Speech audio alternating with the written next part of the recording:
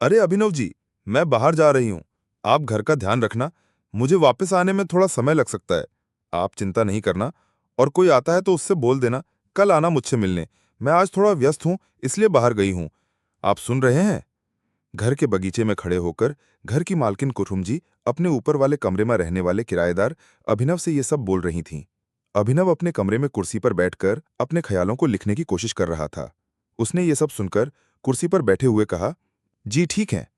कुसुम जी कहती हैं, ईश्वर का और आपका बहुत बहुत आभार है कि आपकी आवाज आज 2 हफ्ते बाद मुझे सुनने को मिली है। इतना कहकर कुसुम जी चली जाती हैं और अब पूरे घर में सिर्फ अभिनव और उसके ख्याल ही थे। अभिनव थोड़ी देर बाद अपनी कुर्सी से उठकर रसोई घर में चाय बनाने लगता है और फिर चाय का कप लेकर बालकनी का दरवाजा खोलकर बालकनी में आ जाता है। बालकनी में ठंडी हवाओं का स्पर्श और चाय की चुस्कियां अभिनव को ताजगी से भर रही थीं। अभिनव कुछ पलों के लिए अपने ख्यालों को भूल गया था। वह देख रहा था कि कुछ घंटों पहले तेज धूप वातावरण को जला रही थी। गर्मी से सब परेशान थे और अब सब कुछ सुहावना हो गया है। आशा की किरण शायद इसे ही कहते हैं, जो उम्मीद का दीपक जलाती है।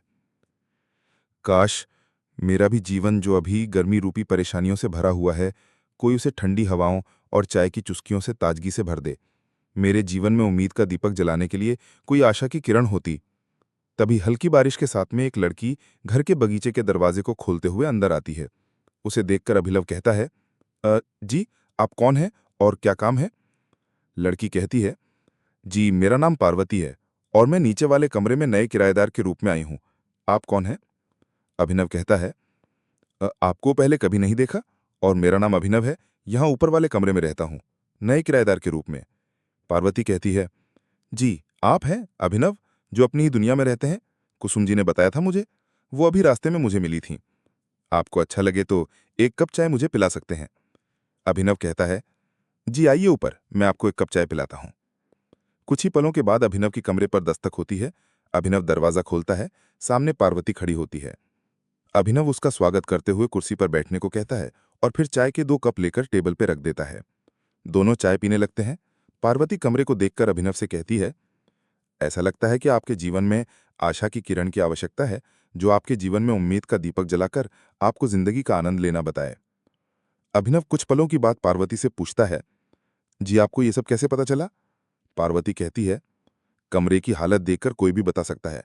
किताबें जमीन पर रखी हुई हैं और कपड़े देखें, सूरज की किरण भी नहीं आ सकती। खिड़की और दरवाजे सभी बंद रहते हैं। अभिनव थोड़ा शर्मिंदा होता है। पार्वती ये देखकर कहती है, कोई बात नहीं, अगले हफ्ते फिर चाय पर बुलाना और कृपया कमरे को व्यवस्थित रखना। मैं चलती हूँ। पार्वती चली जाती है। अभिनव कमरे को देखता है और फिर उसे व्यवस्थित करना शुरू कर देता है। अभिनव सिर्फ कमरे को व्यवस्थित नहीं कर रहा था, वह अपने मन और जीवन को भी व्यवस्थित कर रहा था। कमरे को व्यवस्थित करने के बाद अभिनव बाजार जाता है और कुछ किताबें खरीदने लगता है। तभी उसे एक विज्ञापन नजर आता है, जिसमें एक सरकारी नौकरी के बारे में बताया गया था। अभिनव, जो पिछले कुछ सालों से सरकारी नौकरी की तलाश में था, उसे उम्मीद का दीपक मिल गया था, जो उसके जीवन को बेहतर बनाने के लिए मार्गदर्शन कर रहा था। अभिनव का जीवन उसके कमरे की तरह था, उदास, परेशानियों और अवसाद की काली छाया। सफलता की चाहत में उसने जीना ही छोड़ दिया था। सभी रिश्तों और दोस्तों से संबंध तोड़कर इस नए शहर में अपनी असफलता के साथ अकेले रह रहा था। मगर जिस प्रकार पार्वती ने आशा की किरण बनकर उसके कमरे को जीवन दिया, ठीक उसी प्रकार उसके जीवन को इस विज्ञापन ने नया जीवन दिया था। अभिनव विज्ञापन और किताबों को लेकर खुशी से झूमता हुआ घर पहुंचता है। कुसुम जी उसे देखकर कहती हैं, क्या हुआ, शायद चाय ज्यादा अच्छी बनी है? कमरे में जाकर अभिनव पढ़ाई करना शुरू कर देता है। बाहर बारिश होने लगती है। अभिनव खिड़कियों और दरवाजों को खोलकर मौसम को देखकर और मुस्कुराकर अपनी पढ़ाई में लग जाता है। अभिनव पूरे जोश और उत्साह के साथ में पढ़ाई करता है। वह अपने ख्यालों को नई दिशा देने लगता है, जो निरंतर उसकी पढ़ाई और मन को ताकतवर बना रहे थे। उसका व्यवहार बहुत अच्छा होने लगा था। कुसुम जी उसे देखकर मुस्कुराने लगती हैं और उससे पूछती हैं, क्या हुआ अभिनव जी, आजकल आप बहुत अलग नजर आ रहे हैं, कोई बात है क्या? अभिनव कुछ बहाने बनाकर कहता, जी मौसम अच्छा है, बस इसलिए।